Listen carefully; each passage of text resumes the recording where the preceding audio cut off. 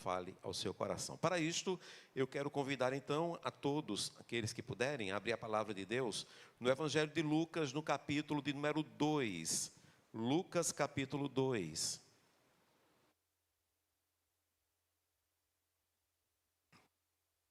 Bem no princípio ali, da chegada de Jesus aqui na terra, aliás, é um texto que ainda remota ali ao período de Jesus ali, é pré-ministério, né? Então, nós cremos que o ministério de Jesus já se inicia ali na sua fase adulta, então, por volta dos 30 anos de idade, quando Jesus Cristo, então, ele é batizado ali, né, através do seu primo João Batista, ali, então, nós entendemos que inicia o ministério de Cristo. Então, bem antes disso, ainda na infância do Senhor Jesus, ainda, inclusive, no seu nascimento, no capítulo 2, nós vamos fazer uma referência, irmãos, todo o capítulo 2, mas eu quero ler apenas alguns poucos versículos. O primeiro versículo que eu quero ler, irmãos, é ali o versículo de número 19, Lucas 2:19.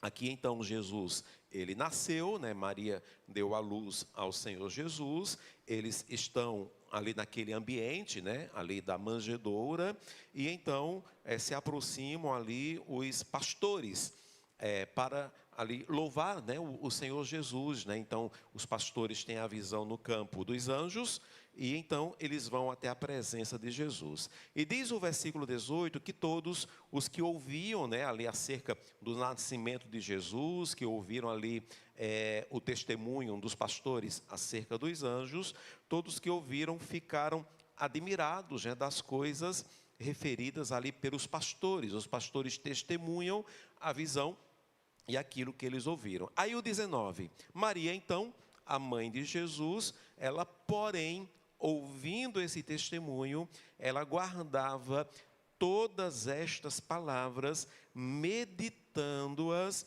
no coração. Então perceba que não houve nenhuma declaração da parte de Maria, não há aqui nenhuma frase aqui que foi explicitada, não é? Pela Maria, não foi escrito aqui, não é nenhum tipo de declaração que ela fizera, mas diz então que ela ouviu todas aquelas coisas, ali no dia do nascimento de Jesus, ela ouviu e ela então meditou e guardou no seu coração. Passam-se então alguns poucos anos, Jesus ainda pequenino, e ele é levado então para a apresentação no templo. É dito que por volta dos 2 anos de idade, Jesus, então, ele é levado ao templo. E quando ele é levado ao templo, a partir do versículo 25, diz que um homem chamado Simeão, ele então vai ao templo, né? Ele vai ao templo porque este homem, havia uma promessa na vida dele, que ele não morreria até que ele pusesse as mãos no Messias, escolhido por Deus. E ele já era aqui um homem idoso, né? O texto inclusive diz que esse homem ele era justo, ele era piedoso e ele tinha o Espírito Santo do Senhor sobre a vida dele. Então certamente era alguém muito conhecido ali da região, e ele vai ao templo e quando ele chega lá, ele vê Jesus, né? Então quando ele vê Jesus, ele é então tomado pelo Espírito, ele reconhece ali que Jesus Cristo pequenino, né? Com toda certeza uma revelação do Espírito que havia na vida deste homem, ele reconhece que ele é o Messias, quando ele coloca nos seus braços, né, tal qual a promessa que lhe fora dada, e ele então louva a Deus, e ele faz aqui uma declaração maravilhosa, né, acerca de Jesus como sendo o Messias. Aí o versículo de número 33 diz então que estavam o pai e a mãe do menino, né, tanto José como Maria, ficaram admirados ali pelas palavras do Simeão, sobre o que ele dizia acerca do Messias, mas declarando como se fosse Jesus. E aí diz então no 34 que Simeão os abençoou, né? Abençoou também os pais, tanto José, tanto Maria, e ele disse de maneira muito específica a Maria, mãe do menino.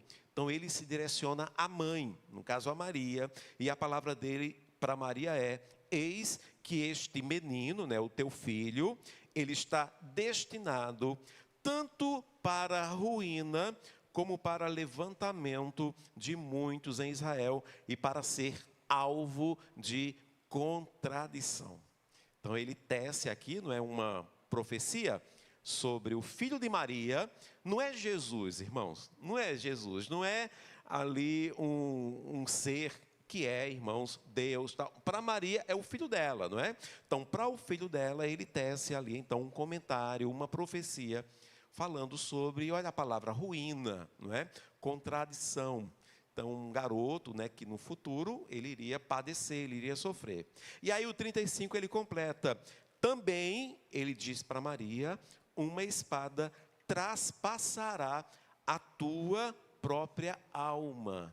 Então, ele profetiza sobre o menino, mas falando para a mãe, não é? Não é que ele está profetizando para Jesus, ele diz, olha, esse menino, teu filho, né? Então, ele faz essa declaração, e depois ele diz, e o teu coração, Maria, será traspassado, né?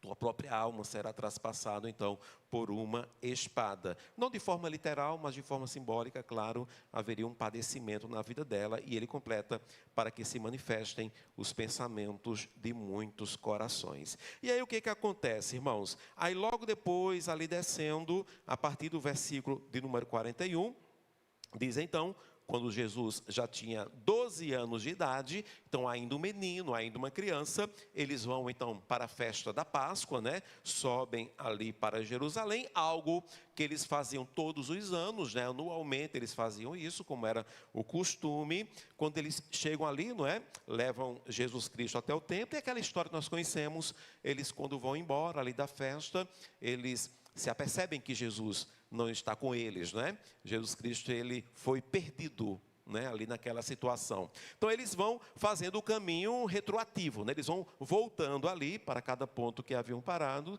e vão direto ali, então, para o templo. Quando chegam lá, Jesus está no meio dos doutores, no meio ali dos homens sábios, e ele está ensinando para esses homens. Os pais, então, ouvem ali as declarações de Jesus, tem aquela, né, aquele pequeno diálogo, né? A mãe de Jesus é quem questiona ele, né? Filho, por que você fez assim, né? Por que você soltou a nossa mão?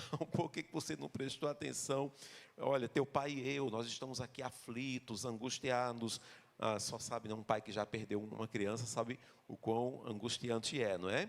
Nós estávamos aqui à tua procura, e Jesus então disse, olha, porque vocês estavam me procurando, né? Vocês não sabiam que me cumpria estar na casa do meu pai? E aí os 50 diz que eles não compreenderam ali a palavra de Jesus, não compreenderam bem, né, o que ele havia dito, porém as palavras ali que ele lhes dissera, né, não compreenderam muito bem. Aí os 51, então eles desceu com eles para Nazaré, né, Jesus volta para Nazaré com eles, e era-lhes submisso, né, uma criança ainda, ele era submisso tanto a José como Maria. Porém, olha o que diz o versículo 51, sua mãe, porém, guardava todas estas coisas no coração. Então, parece-me que é uma prática ali, né, vigente ali na vida desta mãe, de Maria.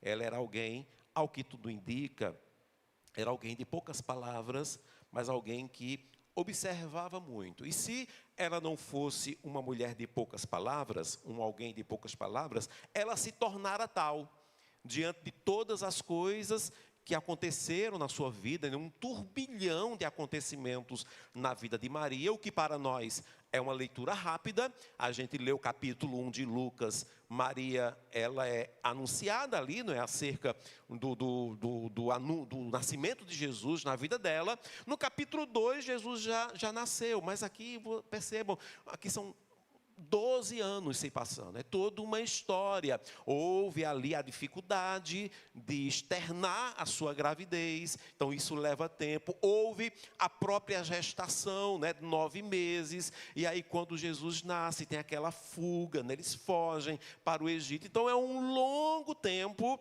e Maria, então, o texto, pelo menos por 2 vezes, não de forma redundante nem repetitiva, para mim, o texto está apenas revelando algo que era natural a ela. Ela observava todas as coisas e ela então guardava no seu coração. Ela ia guardando ali no seu íntimo. Se nós bem prestarmos atenção, depois deste episódio aqui, né, então a história de Jesus dá um salto no tempo.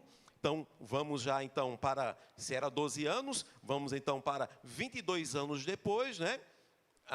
Aliás, 18 anos depois, não é isso? Para 30, não é isso? 18 anos depois, Jesus Cristo já estando então com os seus 30 anos de idade, e quando a gente ouve falar de Maria novamente, desta mãe, é nas bodas de Caná.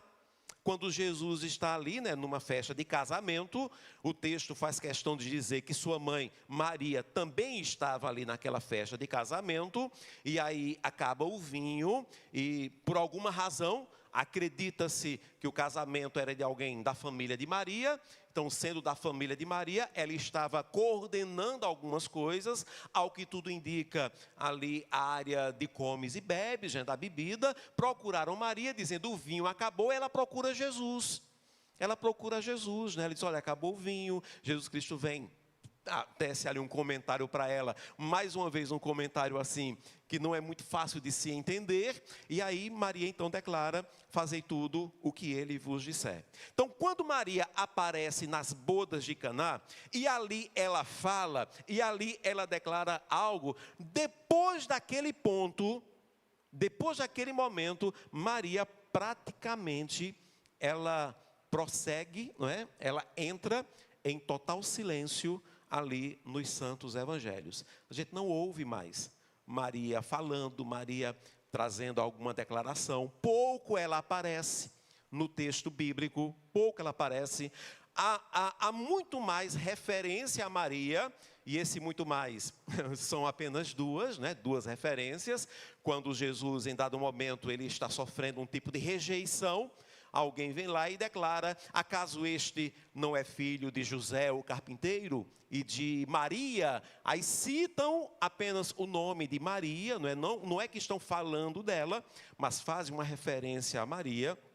Logo depois, mais adiante, uma mulher vem e faz uma declaração, não a Maria, mas faz uma declaração a Jesus, né, dizendo, bem-aventurado, né, feliz de verdade é aquela que te gerou e cujos seios te amamentaram. E Jesus Cristo ali também traz uma resposta, é outra situação em que ela é citada. E no mais, ela vai apenas aparecendo desta forma no texto bíblico, né? Quando ali também a família de Jesus, contando a própria Maria, procura Jesus em um determinado local, né, e alguém manda avisar Jesus, olha, tua mãe, né, Maria, os teus irmãos estão aí à porta e te procuram, Jesus. E é quando ele declara, ó, minha família, né, a minha mãe e os meus irmãos são aqueles que me ouvem, né? Então Jesus traz esse comentário, mas ali também não há de forma alguma ali uma palavra da Maria. Então ela aparece sim no texto sagrado, ela aparece sim nos santos evangelhos.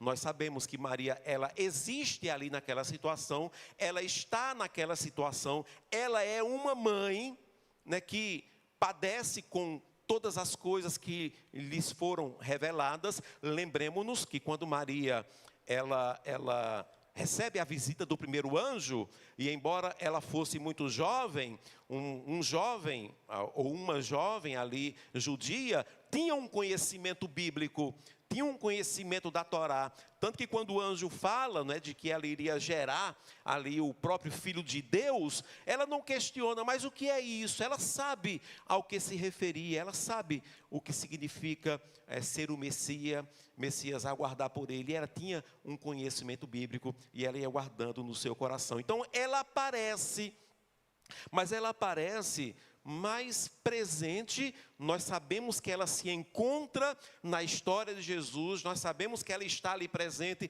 nos santos evangelhos, mas ela não fala, ela não traz nenhuma declaração. E isso, irmãos, torna ainda mais profundo, né? Lucas capítulo 2 e o versículo 19, nesse texto que nós lemos, e ainda o versículo de número 51, nesta declaração de que ela meditava em todas as palavras que ela ouvia, e ela então guardava no seu coração. Isso torna ainda mais profundo, né, essas duas declarações. Por quê, irmãos? Porque muitas coisas permaneceram guardadas no coração desta mãe, né, de Maria, até o fim. até o fim ali, e eu quero dizer o fim, ali a crucificação do Senhor Jesus Cristo. Então, o silêncio de Maria é o silêncio de uma mãe que lhe foi revelado algo terrível, terrível, acerca do seu próprio filho, que ela conhecia também as passagens bíblicas, ela antevia, não é, o sofrimento ali do seu filho Jesus Cristo, embora fosse o Filho de Deus, mas ela gerou, ela tinha tempo com aquele ser vivo, ela amava a Jesus Cristo como uma mãe amava ali o seu próprio filho também, como eu creio que Jesus também a tratava, né, como sendo uma mãe, e ele fez isso até o fim, até o momento ali da crucificação. Jesus, ele deixa claro que ele aceitava aquela maternidade, né, aquela maternidade. A expressão mãe de Deus é uma expressão muito complicada, porque Deus, de fato e de verdade, ele não tem mãe, porque ele não tem princípio, ele não foi gestado, né? Mas a mãe de Jesus é uma expressão, irmãos, que existe sim, no céu. Eu espero encontrar com Maria, não é? A minha irmã em Cristo, mas ela sim, como sendo a mãe do meu Salvador, ela é sim a mãe de Jesus. E aí Maria, esta mãe, é uma dessas mães do silêncio. E aí eu fico pensando, irmãos, o que o silêncio de Maria significa nessa situação, né, nesses santos evangelhos, logo depois que ela surge ali nas bodas de Caná, e depois é só o silêncio desta mãe. Durante ali 3 anos, né, de ministério de Jesus, a gente basicamente não ouve uma declaração de Maria, mas ela está ali presente, e comprovadamente falando, ela está presente até o fim. Ela vai até o fim. Ela viu todo o ministério de Jesus, ela entendeu o que estava acontecendo, ela viu Jesus Cristo sendo amado, adorado, seguido, ela viu Jesus sendo perseguido, ela viu Jesus tendo que ir para outra cidade para não ser preso ainda, ela viu Jesus sendo injustiçado, ela viu Jesus sendo rejeitado também, ela viu Jesus sendo preso, ela viu Jesus ali, provavelmente, ali na casa de Caifás. Provavelmente há uma possibilidade dela ter ouvido, inclusive, o crucificam, de ter visto ele, com toda certeza, apanhando, sendo esbofeteado, uma mãe presente em toda essa situação.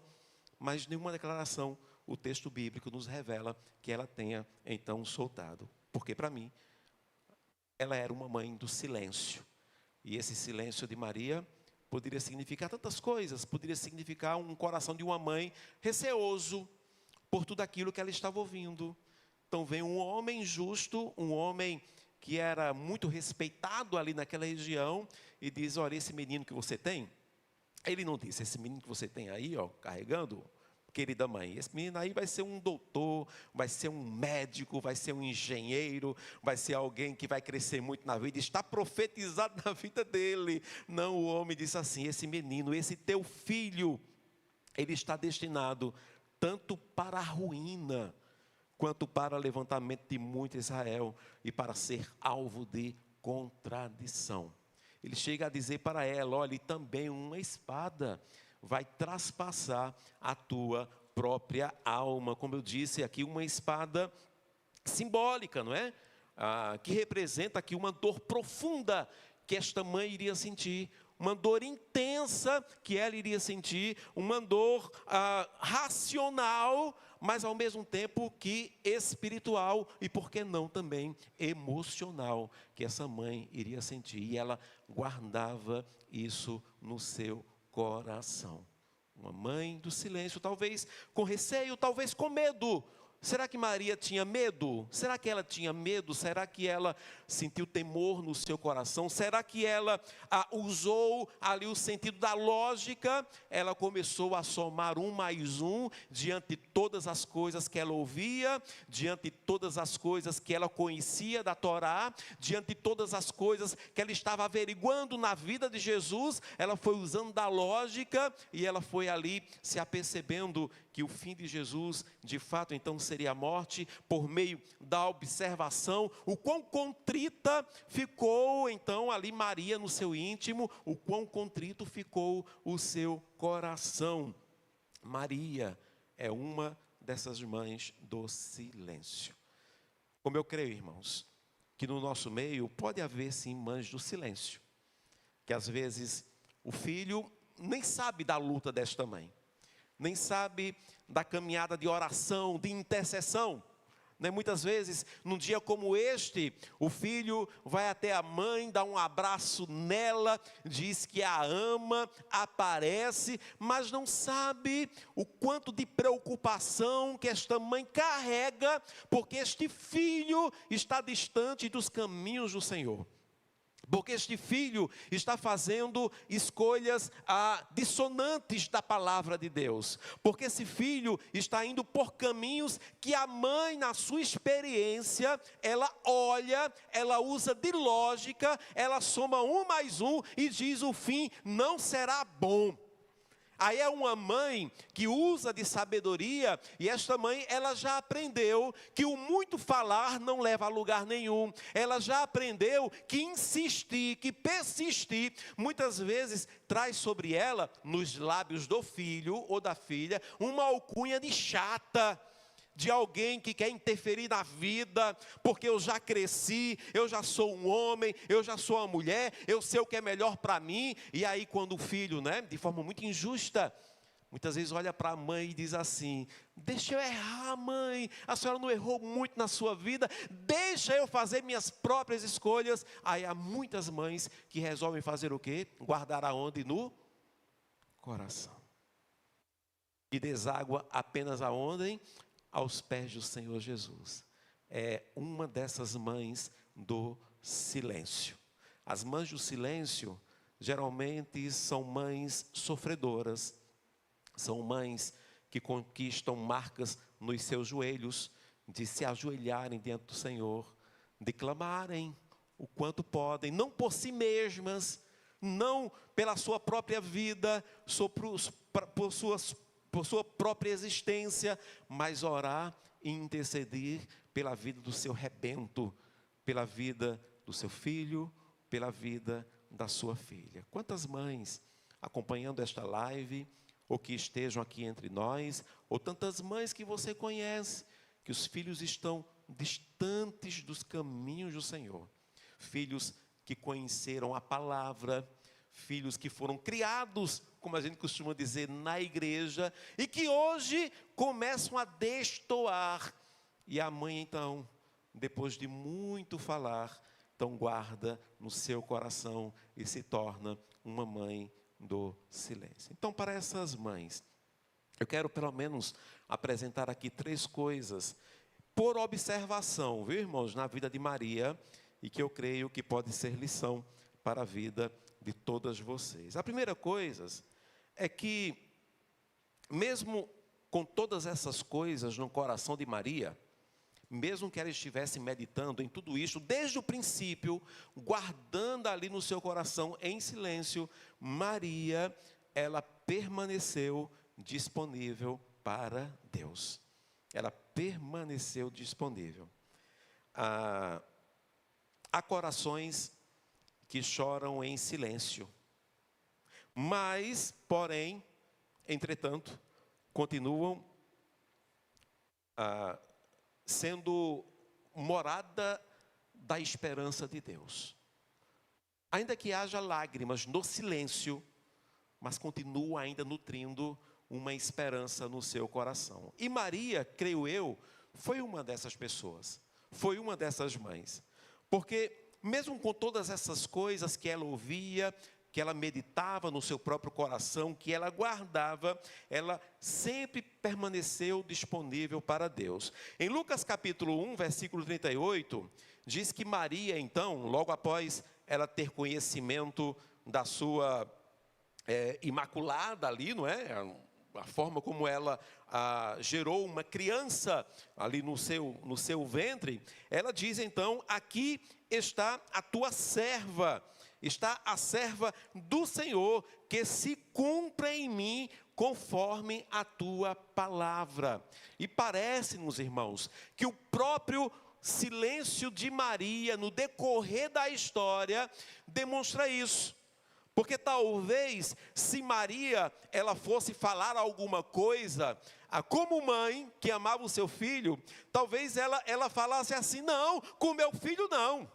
Ela segurasse Jesus, ela prendesse Jesus. Lembra quando o próprio Pedro olhou para Jesus e disse assim: não, Senhor, tu não vais sofrer, tu não vais padecer. Pedro, que era um homem que Jesus conheceu já adulto, que era só um amigo de Jesus, e sabemos que tipo de amigo Pedro era, que traiu, que negou ao seu próprio amigo, ao Senhor Jesus.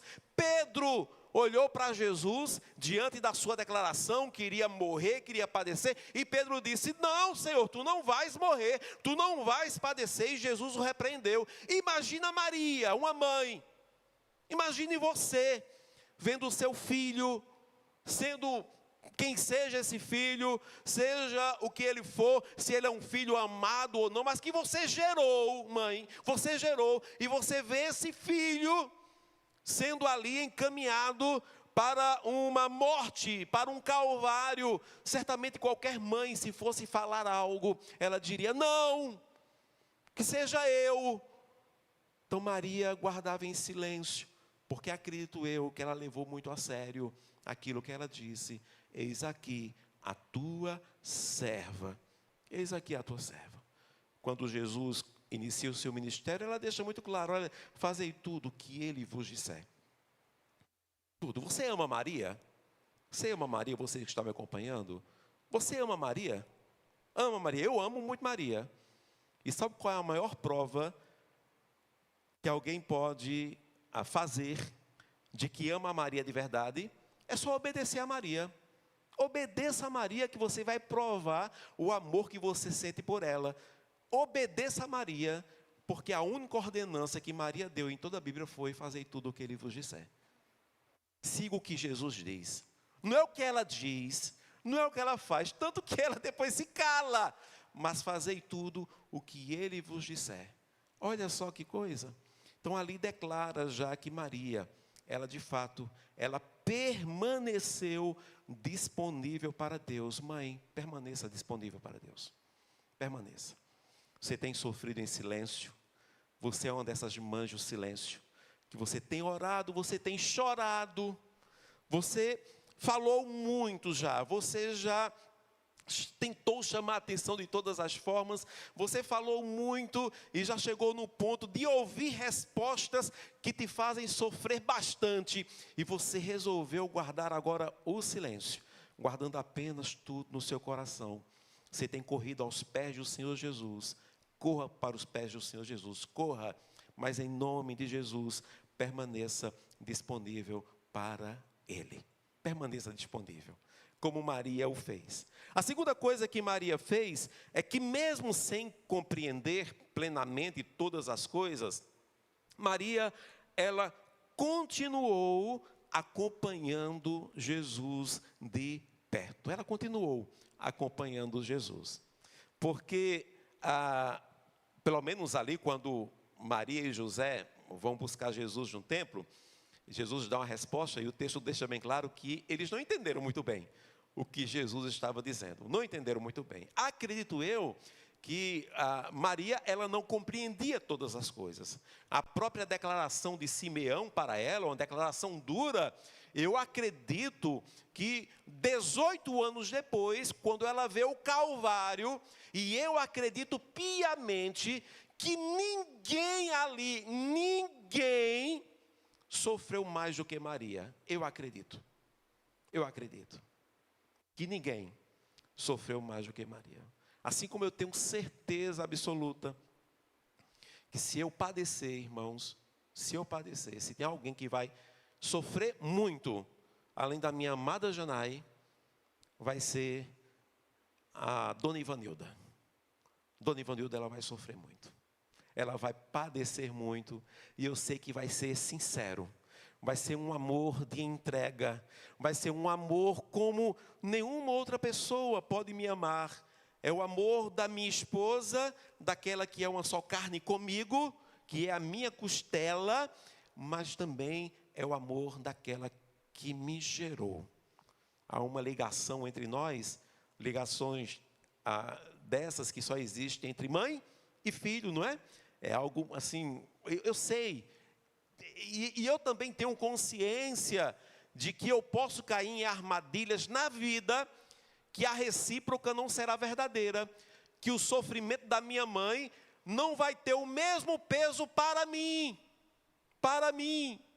em que as lágrimas da minha mãe não vão gerar a mesma coisa em mim, quanto as minhas lágrimas, o meu sofrimento gera ao coração dela.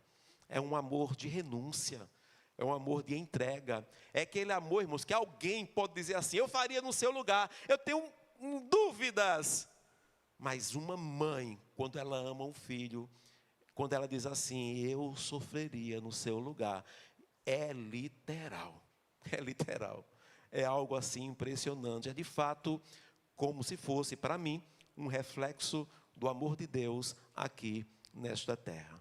É algo tão forte, mas tão forte, que quando uma mãe, ao contrário da natureza materna, joga fora o seu filho, quando uma mãe faz sofrer uma criança, quando uma mãe joga uma criança no lixo, como muitas vezes a gente ouve falar, nos assusta, nos causa uma repugnância, porque vai de encontro à naturalidade da vida. Então, mesmo sem compreender plenamente, Maria continuou ali acompanhando Jesus de perto. O próprio texto que nós já recitamos, Jesus está ali na caminhada do seu ministério, Maria e os seus outros filhos, né, vão ali até a presença de Jesus, a casa está apilhada de pessoas, alguém manda avisar Jesus, Jesus, tua mãe e os teus irmãos estão aí, então Maria estava por perto. Então a própria situação do Calvário, quando Maria estava até o fim com Jesus ali, até o fim. Então, mesmo sem compreender plenamente, Maria continuou acompanhando Jesus de perto. Continue, mãe, acompanhando Jesus de perto. Continue. Quanto mais o seu filho ou sua filha estiver distante do Senhor Jesus, que você se aproxime dele. Se aproxime de Jesus. Ninguém, mas ninguém mesmo, entende mais você, mãe, do que o próprio Jesus Cristo. Então, continue acompanhando dele de perto, assim como essa mãe, Maria, o fez. E em terceiro e último lugar, mesmo atravessando dores profundas, né? Maria, ela permaneceu firme, e ela permaneceu firme até o fim. E foi até o fim mesmo, né? Então, o texto bíblico não relata durante todo o ministério de Jesus nenhuma palavra, nenhuma declaração de Maria, exceto no primeiro milagre dele, em bodas de Caná. E eu acho maravilhoso que a primeira e última declaração, e única declaração de Maria no ministério de Cristo foi: fazei tudo o que ele vos disser. É maravilhoso isso, né? Fazei tudo o que ele vos disser. E depois disso, silêncio total. Mas ela permaneceu firme e ela foi até o fim.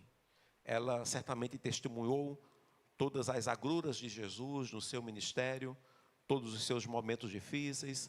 Será como todo filho, né? Como todo filho. Será que, oh meu Deus, quantas vezes na minha vida, já adulto, né?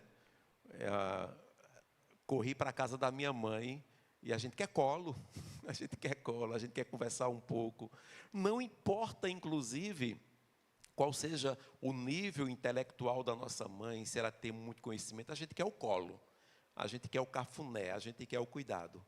Dependendo da linguagem de amor que a nossa mãe tenha, ela vai fazer isso de forma perfeita. Dando carinho, dando abraço, falando, ficando em silêncio, estando do lado, não é? Então, isso é maravilhoso. Então, eu fico imaginando quantas vezes Jesus, em meio às suas muitas viagens, ele não deu uma paradinha em casa e foi ali na casa da mãe, não é? E certamente ele honrou a sua mãe, com toda certeza, Jesus honrou sua mãe. É dito que ali, ou um pouco antes, do início do ministério de Cristo, ou ainda no princípio do ministério dele, Jesus tenha perdido o seu pai, José. Por isso que não se ouve falar dele. E ele era o primogênito de Maria. Ele foi o primeiro filho. A Bíblia diz, não é, que de Deus, Jesus, ele é o unigênito, o único filho, mas o próprio evangelista Lucas, em todas as Bíblias, todas, a Bíblia grega, hebraica, a Bíblia em qualquer versão, versão protestante, versão católica, em Lucas 2 diz que de Maria, Jesus foi o primogênito, o primeiro, e sendo o primogênito, ele foi o responsável por sua casa. Tanto que quando ele está no Calvário, ele olha para sua mãe, que está ali, ao pé da cruz, e ele tem um cuidado de arrumar alguém para cuidar de sua mãe, que no caso é o discípulo João. Então ele certamente ia para casa, ele buscava o carinho da sua mãe, ele buscava o conforto do seu lar. E Maria, irmãos, mesmo atravessando dores profundas, ela permaneceu com o seu filho até o fim, até ali a cruz. João 19, 25 diz que junto à cruz estava ali a mãe de Jesus.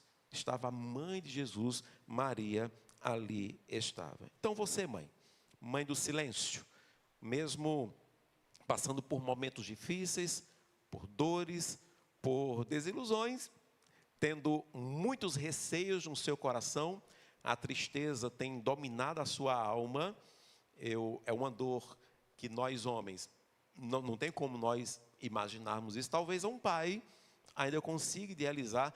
Como pastor, eu sinto isto quando uma ovelha se desvia dos caminhos do Senhor. Mas uma mãe, né?